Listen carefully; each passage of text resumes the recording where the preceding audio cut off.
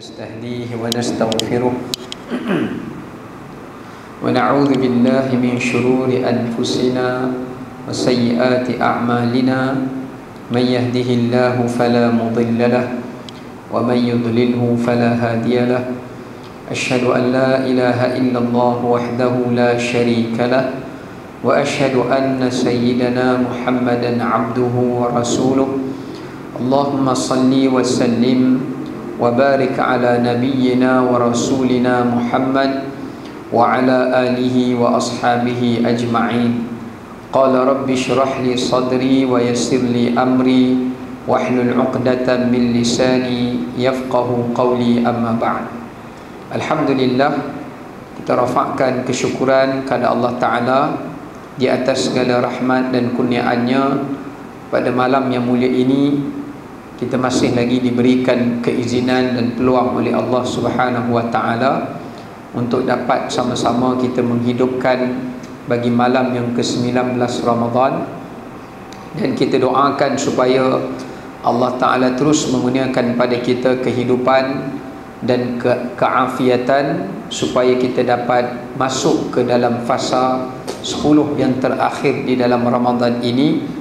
Tapi bukan sekadar kita diberikan peluang untuk hidup di 10 yang terakhir, tetapi juga untuk kita dapat menyuburkan 10 malam yang terakhir ini dengan sebanyak-banyak mungkin ibadah seperti mana yang dituntutkan contohnya oleh Nabi SAW yang menyebutkan dalam hadis baginda, kana Rasulullah SAW ijtahada fi ashril awakhir ma la yajtahidu fi ghairihi. Sesungguhnya baginda Nabi SAW itu bersungguh-sungguh pada 10 yang terakhir, tidak seperti kesungguhan baginda pada malam-malam yang sebelumnya. Tuan-tuan yang dirahmati oleh Allah, pada malam ini kita akan berkongsi berkenaan dengan tajuk golongan orang-orang yang rugi di dalam Ramadan. Bila kita sebut Ramadan, ramai yang terpesona dengan ganjaran dan juga dengan kurniaan dan juga dengan yang disebutkan sebagai balasan yang dijanjikan oleh Allah Subhanahu wa Ta'ala. Walaupun Ramadan ini ada pelbagai bentuk ganjaran dan kurniaan Allah Subhanahu wa Ta'ala yang sebesar-besarnya, namun di sana ada juga orang yang rugi di dalam ketika mana sepatutnya orang mendapat keuntungan. Dalam bahasa mudahnya tuan-tuan, begini perumpamaan dia. Abdullah ibnu Mas'ud radhiyallahu an, salah seorang daripada sahabat baginda Nabi sallallahu alaihi wasallam, bila beliau melihat ada orang yang menghabiskan masanya dengan perkara yang sia-sia di dalam bulan Ramadan, maka dia akan berkata, dia kata apa dekat golongan ini, tapi dia tak pergi katalah depan orang itu. Dia cakap perkataan yang anak murid di kalangan tabi'in mendengarkan perkataannya. Dia kata, humul mahrumun, mereka ini adalah golongan yang diharamkan untuk mendapat kebaikan dan kurniaan dan ganjaran Ramadan. Dan perumpamaan mereka ini adalah seperti sebatang pokok yang sepatutnya pokok ini pada musim buah dia akan berbuah. Tuan-tuan, kalau ada satu kebun, biasanya pokok yang tuan-tuan tanam tu bila musim berbuah, kebanyakan pokok akan berbuah. Tiba-tiba tuan-tuan tengok sebagai tuan empunya kebun, ada satu batang pokok yang pada musim buah pun dia tak berbuah, musim tak berbuah pun memang dia takkan berbuah. Jadi tuan-tuan buat apa kat pokok ni? Abdullah bin Mas'ud tanya kepada anak murid dia. Dia kata, kita tak ada cara lain nak dapat manfaat daripada pokok yang tak berbuah pada musimnya dan tidak berbuah bukan pada musimnya, melainkan kita kena tebang dia, dan kemudian kita kena kerat dan potong dia, dan kita kena jadikan ia sebagai kayu bakar. baru kita dapat ambil manfaat daripada pokok ini. Maka kata beliau, demikianlah orang yang bila duduk di dalam Ramadan, dia tidak mendapat apa-apa ganjaran janji Allah kurniaannya dalam Ramadan itu, tempat yang selayak baginya adalah menjadi kayu bakaran di dalam api neraka Allah. Kerana pada masa Allah membebaskan manusia daripada neraka, dia antara orang yang tak tersenarai untuk mendapatkan kelayakan perlepasan daripada api neraka Allah Subhanahu wa taala. Baik, kalau kita nak himpunkan semua kerugian ini, mungkin perbincangan dia jadi panjang lah. Tapi kita cuba mana yang terdaya, tuan-tuan. Daripada yang sekecil kerugian sampai sebesar-besar kerugian. Sebab kita kena ingat, Ramadan ni musim pelaburan bisnes. Jadi kalau kita tak ambil modal yang cukup untuk mendapat untung, kita orang yang rugi. Pertama, orang yang rugi dalam Ramadan seperti mana yang disebutkan dalam hadis Nabi berkenaan dengan doa malaikat Jibril alaihi salam, yang mana malaikat Jibril menyatakan, raghima anfuhu man adraka ramadana thumma salakha minhu falam yughfar lah. Celakalah orang-orang yang apabila dia sempat bertemu dengan bulan Ramadan, kemudian Ramadan itu berlalu dalam keadaan dia tak dapat keampunan daripada Allah Subhanahu wa taala. Jadi siapa orang yang rugi ni, tuan-tuan? Yang pertama, orang yang tidak bertaubat pada Allah di bulan yang mana Allah Subhanahu wa taala memberikan keampunannya tidak seperti Allah berikan pada bulan-bulan yang selainnya. Maknanya dia tak taubat dalam bulan Ramadan ini, sebelum masuk Ramadan pun tak taubat, di kala mana berada dalam Ramadan pun tidak bertaubat, dia hanya tahu buat. Bukan dia taubat, dia tahu buat, tuan-tuan. Jadi orang yang rugi, kerana Allah ingin memberikan keampunan padanya, Allah membukakan pintu taubat baginya dan pintu syurga baginya, dia menutup pintu keampunan Allah untuk dirinya sendiri. Ini orang yang rugi. Begitu juga orang yang tak memperbanyakkan istighfar di dalam bulan Ramadan ini. Sebab tu, tuan-tuan, Nabi ajar kita hari biasa Nabi istighfar 100 kali sehari. Inni la astaghfirullah wa atubu ilaihi fi kulli yaumin mi'ata marrah. Ulama silam, kalau duduk dalam Ramadan, kalau hari biasa 100, Ramadan mereka gandakan. Abu Hurairah dalam setiap hari dalam Ramadan istighfarnya sampai kepada 300 ke 1000 dalam satu hari. Itu ada riwayat yang dinukilkan daripadanya. Maknanya bukanlah nak suruh buat sejumlah itu. Kalau dapat 100 pun okey dah. Kalau dapat lebih, lebih baik. Ya, kerana dia adalah bulan keampunan. Jadi rugi kalau pada bulan yang sepatutnya Allah beri keampunan, dia tak raut dan dia tak ragut dan dia tidak meraih keampunan daripada Allah Subhanahu wa taala itu. Ini adalah golongan yang pertama. Golongan yang kedua, tuan-tuan dirahmati oleh Allah, dalam doa malaikat Jibril itu juga disebutkan, raghima anfuhu man adraka abawaihi au ahadihima falam yudkhilahu al-jannah. Celakalah juga orang-orang yang berkesempatan bertemu dengan kedua orang tuanya atau salah seorang daripada orang tuanya, terutamanya di dalam bulan Ramadan ini, tetapi dia tidak berbuat kebajikan kepada mereka yang memperbolehkan untuk mereka masuk ke dalam syurga Allah Subhanahu wa taala. Jadi apa maksud dekat sini? Orang yang rugi dalam Ramadan, orang yang tak jaga silaturahim. Silaturahim yang paling tertinggi, yang menjadi kewajipan bagi setiap orang untuk menjaganya, adalah silaturahim kepada ibu dan ayah dia. Lepas tu baru pergi kepada keluarga dia, adik-beradik dia, orang yang terdekat terlebih dahulu, kemudian barulah pergi kepada mereka yang ada Kemudian dia ada silaturahim, dia ada silatul qurba, kemudian dia ada silatul mu'minin atau silatul diniyah. Mereka ada hubungan rahim kerana kita keluar daripada rahim mereka, yakni darah daging kita, mak ayah. Ada silatul qurba, iaitu hubungan kekerabatan. Kemudian ada disebut silatul diniyah, yang mana kita ada hubungan kerana persamaan agama dengan orang Islam. Dia ada juga disebut silatul jiwar, kita ada hubungan dengan seseorang kerana berdekatannya kita dengan mereka, yakni jiran, yakni kawan, yang Allah sebut dalam surah An-Nisa, wal jari dzil qurba wal jaril junub was sahibi bil jam. 3 golongan ini yang Allah Ta'ala sebut. Jadi rugilah orang duduk dalam Ramadan, dia pulun buat puasa, dia pulun berpuasa, dia pulun untuk buat ibadat-ibadat solat sunat, dia pulun buat sedekah, tapi dia telah memutuskan silaturahim.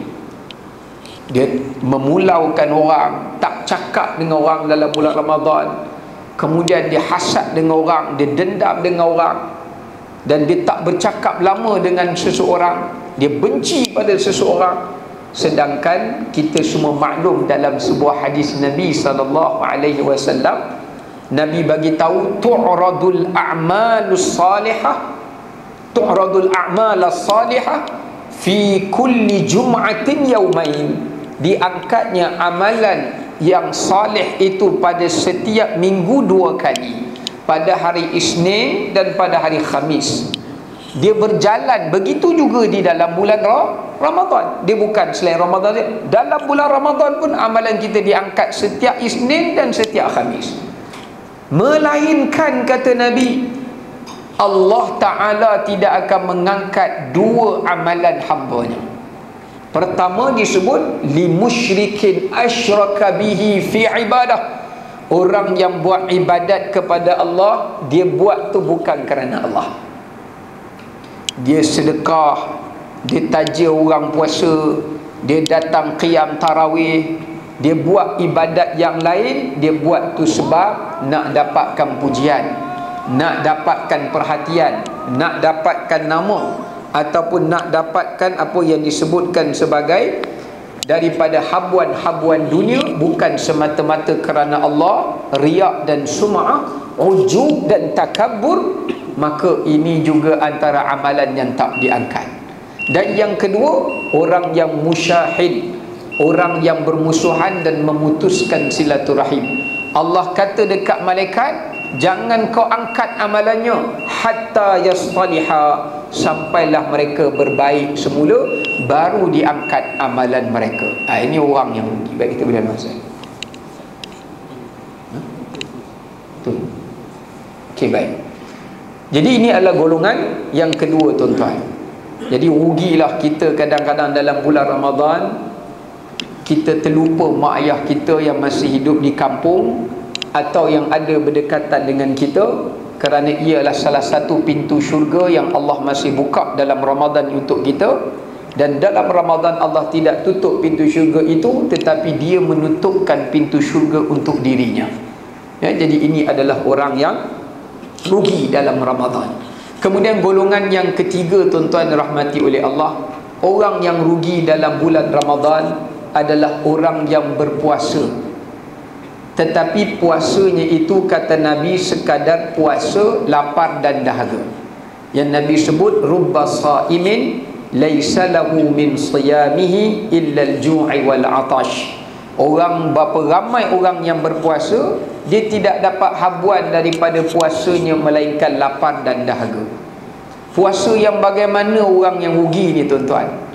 Iaitu puasa yang dalam satu riwayat menyebutkan khamsatun tuftirna sa'im. Ada 5 perkara yang banyak menghapuskan pahala orang puasa. Ini adalah 5 perbuatan yang paling susah orang puasa nak tinggal. Bukan orang puasa saja, orang tak puasa pun tak boleh nak tinggal ni. Tapi kalau tak puasa, dosa lah juga, tapi tidaklah merosakkan pahala puasa. Kalau dia puasa, dah lah dosa, rosakkan pahala puasa lagi. Ini 5 penyumbang utama kepada kemuflisan orang yang puasa. Pertama, dalam riwayat itu disebutkan daripada Nabi SAW, iaitu al-kadhib, dusta dan bohong. Kalau kita puasa tuan-tuan, tapi duk puasa pun masih cakap bohong, atau dalam kita berpuasa masih belum mampu untuk meninggalkan perkataan bohong, itu tanda puasa yang tak diterima oleh Allah. Dia sah, bukan maksud tak diterima tu tak sah. Sah maknanya tak diberi pahala. Sebab tu ada orang dia salah faham, time dia puasa dia tak nak bohong, dia tunggu buka puasa dulu. Bila buka dia tipu kawan tu. Pasal apa tipu? Dah buka puasa dah. Tak betul.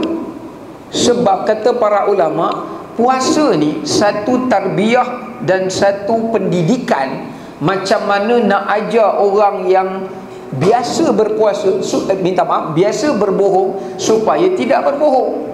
Sebab tu dalam hadis riwayat Muslim, Nabi menyatakan, man lam yada' qawla zur wal amala bihi falaysa lillahi hajah fi ayyada'a ta'amahu wa syarabah. Siapa yang berpuasa tapi masih belum mampu meninggalkan perkataan bohong dan dusta, masih melakukannya, Allah tak berhajat kepada juadah berbukanya itu, yakni Allah tak pandang puasa dia.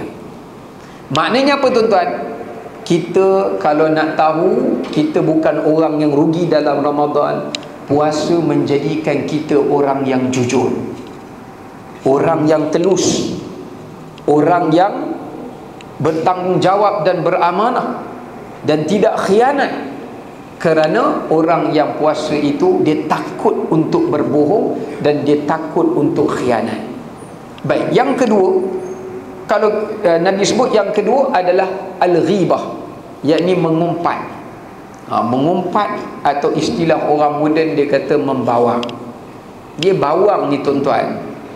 Bawang ni, tuan-tuan tengok bawang, dia sebelum nak dapat bawang tu dia kena kupas kulit bawang. Kupas ni dia mesti ada orang bawa bawang tu. Yang bawa bawang ni tukang bawa cerita. Bila dah ada tukang bawa cerita, ada tukang kupas, dia tukang ulas. Bila dah ada tukang ulas, dia mesti kena potong bawang. Ada geng potong masuk cerita lain. Lepas dah potong tuan-tuan, dia nak sedap lagi tuan-tuan kena goreng. Ada kaki goreng.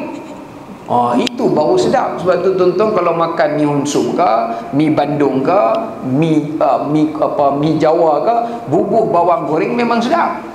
Macam itulah perumpamaan dia. Jadi tak boleh meninggalkan ghibah. Dan yang ketiga, Nabi sebut dia tidak boleh meninggalkan namimah, iaitu menyampaikan cerita-cerita fitnah dan juga cerita-cerita yang tidak ada asas dan sebagainya. Dan yang seterusnya, an-nadharu bi syahwatin, iaitu memandang dengan syahwat, yakni dia tak jaga pandangan dia, tak jaga pandangan dia. Kemudian yang seterusnya, yang kelima, Nabi kata juga adalah al-yaminul kadhibah, iaitu orang yang berdusta di atas nama Allah Subhanahu wa ta'ala. Maknanya dia kata insya-Allah, lepas tu tak ada. Dia kata demi Allah, lepas tu dia dusta. Ini juga perkataan-perkataan yang mana ia menjadi kebiasaan manusia, yang menyebabkan pahala puasanya itu menjadi rosak di sisi Allah Subhanahu wa ta'ala. Kemudian tuan-tuan dirahmati oleh Allah Subhanahu wa ta'ala, golongan orang-orang yang rugi di dalam Ramadan ini juga, iaitu orang yang berpuasa tetapi dia melengah-lengahkan dan melewat-lewatkan salat. Ini orang rugi tuan-tuan. Saya tak faham kenapa tarawih di waktu malam tidak semeriah dengan restoran di waktu berbuka. Tuan-tuan tengok kat tempat restoran-restoran, kedai makan waktu berbuka puasa, kemeriahan dia melebihi daripada masjid di waktu qiyam. Kerana masyarakat kita faham, kalau dia puasa dalam bulan Ramadan, kalaupun dia tak datang semayang, bukan dia tak semayang, yang tak semayang lagi teruk.